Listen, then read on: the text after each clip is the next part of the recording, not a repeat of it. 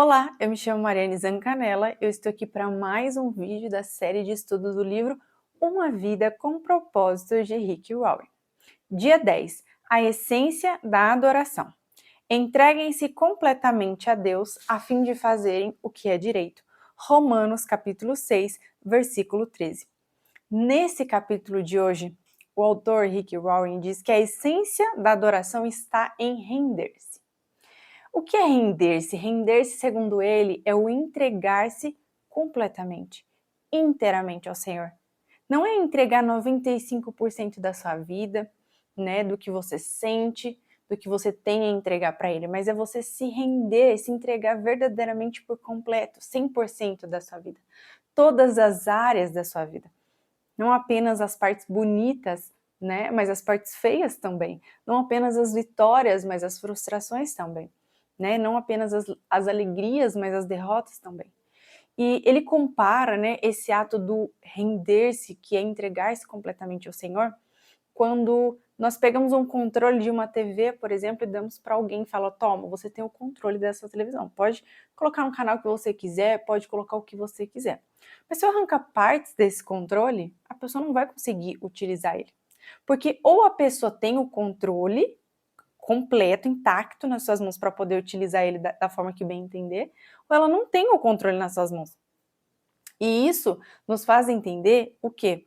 Que na verdade, ou Deus tem o controle completo das nossas vidas, ou ele não tem controle nenhum. Então, quando eu acho que eu estou dando para Deus algumas partes da minha vida para ele governar e outras não, porque eu quero manter o controle de algumas áreas específicas, eu tenho a ilusão que Deus está tendo o controle daquelas áreas que eu entreguei para ele. Mas na realidade, ele não está tendo controle de nada, porque ou ele tem o controle de tudo, o controle soberano sobre as nossas vidas, ou ele não tem controle de nada. Porque Deus, ele não quer e nem precisa de uma parte da nossa vida. Ele nos fez para sermos completamente e inteiramente dele. E isso é o mínimo que ele espera de nós. Inteireza de coração, de alma, de espírito. De olhar para ele e falar, Senhor, tu és realmente o Senhor da minha vida. Porque nós muitas das vezes dizemos que ele é o Senhor da nossa vida, que ele governa a nossa vida, nós chamamos ele de Senhor. Mas na prática, às vezes, se a gente parar para pensar, até mesmo como cristãos, a gente vai perceber que na realidade a gente mantém seguro nas nossas mãos algumas áreas que a gente não quer que ele toque. Olha, Senhor, eu vou te contar tudo que acontece na minha vida em oração, mas sabe aquela dor do passado que dói demais? Não toca ali. Quando ele vai para tocar, para curar, a gente, não, aqui dói, tá? Aqui eu prefiro reservar um pouco para mim, né? Porque se o Senhor tocar vai doer, eu não quero. Não, essa parte não. Sabe? Quando ele vai cuidar de certas áreas, a gente, não, essa área aqui não, essa área pode deixar comigo, que eu me viro muito bem, eu me viro sozinha. Olha, o Senhor cuida da minha família, cuida do meu trabalho, mas essa parte aqui das finanças, pode deixar comigo que eu sei me virar sozinha, sabe? O Senhor detesta isso. O Senhor detesta a nossa autossuficiência, a nossa autoconfiança, quando a gente deposita toda a nossa confiança na força do nosso próprio braço. A palavra de Deus diz, maldito o homem que confia no homem. E quando ele diz isso, não é sobre o ato simplesmente de confiarmos em outros homens, mas no ato de confiarmos na força do nosso próprio braço.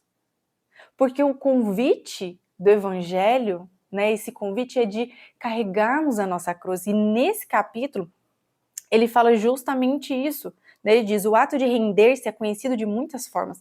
Consagração, fazer de Jesus o nosso Senhor, não só de boca, mas de verdadeiramente deixar com que Ele governe a nossa vida. Carregar a cruz, morrer para si mesmo, submeter-se ao Espírito Santo. É sobre deixarmos com que o Espírito Santo dirija a nossa vida, os nossos passos, da melhor forma. É sobre confiarmos nele de todo o nosso coração, de tal modo que não existem reservas para ele. Não existem áreas que ele não possa tocar, que ele não possa determinar o jeito e o modo. Não, eu estou rendida completamente a ele. Ele tem o controle, o governo soberano sobre toda e qualquer área da minha vida. Isso é extraordinário. E sabe, um homem que se rende completamente ao Senhor, ele nunca vai se arrepender disso. Os grandes homens da história, e o autor fala sobre isso, que foram usados por Deus de forma extraordinária, de forma surreal. Foram homens completamente entregues e rendidos ao Senhor, porque essa é a essência da adoração, uma rendição completa. E ele fala que a maior dificuldade que nós temos de nos rendermos por completo ao Senhor, de render tudo que somos, tudo que temos, sob o domínio e o controle soberano de Deus, muitas das vezes é porque nós não confiamos nele. O que é confiar no Senhor? Né? Confiar no Senhor é quando eu fecho os meus olhos, eu entrego completamente, eu descanso que Ele está trabalhando em meu favor e que Ele sempre fará o que é melhor para mim. Quando Ele diz não, eu confio, mesmo sem entender. Quando Ele diz espere, mesmo que doendo muito, eu descanso nesse tempo de espera. Eu entendo que ainda que muitas coisas eu não compreenda agora, nessa fase da minha vida, lá na frente, tudo irá se encaixar, tudo fará sentido. E o autor fala sobre isso, algo muito interessante, que você não vai confiar no Senhor se você não conhecê-lo verdadeiramente. Quando nós falamos de conhecer alguém, às vezes a gente costuma falar conhecer de vista. Por quê? Por que conhecer de vista? Algumas pessoas a gente conhece de verdade, intimamente, de convívio, e outras a gente diz, eu conheço fulano de vista, ou alguém famoso que a gente conhece das redes sociais, da internet. Por quê? Porque é um conhecer superficial, eu não convivo com aquela pessoa, eu não falo diretamente com aquela pessoa, eu conheço ela do que ela mostra para mim. Só que o Senhor nos faz um convite lindo. Eu quero que você me conheça intimamente. Como nós conhecemos ao Senhor? Como nós conhecemos uma pessoa? Conversando com ela, conhecendo os gostos dela, do que ela gosta, do que ela não gosta. Então, com o Senhor é a mesma coisa, precisamos desenvolver esse relacionamento com Ele de forma íntima e pessoal, para que dentro desse relacionamento nós possamos conhecê-lo intimamente e verdadeiramente, não apenas de ouvir falar, mas das nossas próprias experiências pessoais. Lembra de Jó? Ele disse, quando ele estava enfrentando o maior sofrimento da existência dele, ele disse, olha, antes, Senhor, eu só te conhecia de ouvir falar, porém agora os meus olhos te veem. Olha que coisa mais extraordinária. Porque o sofrimento dele, por mais terrível que estivesse sendo, por mais doloroso que estivesse sendo, aquele sofrimento permitiu com que ele verdadeiramente conhecesse o Senhor. Não mais de ouvir falar, não mais de longe, não mais o Deus dos meus pais, o Deus dos meus avós, porque Deus ele não tem filhos. Deus tem filhos, na verdade, ele não tem netos.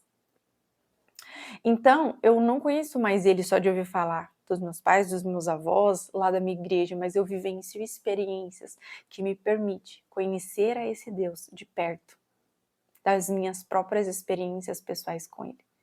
De situações que eu orei e achei que não tinha mais jeito, mas de repente eu ouvi uma resposta. Ou não tive uma resposta, mas o meu coração teve uma paz que excede todo entendimento. Então, você precisa confiar em Deus para que você possa verdadeiramente se render a Ele por completo.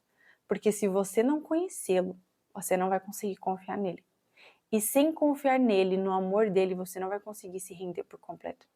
Você vai estar sempre dizendo que ele é o Senhor da tua vida e entregando apenas algumas partes da sua história, dizendo, essa aqui não, essa aqui pode deixar aqui, eu comando daqui. Só que Deus não quer pela metade, não te quer pela metade, Ele te quer por inteiro, por completo. Ele te criou para ser completamente, inteiramente dele.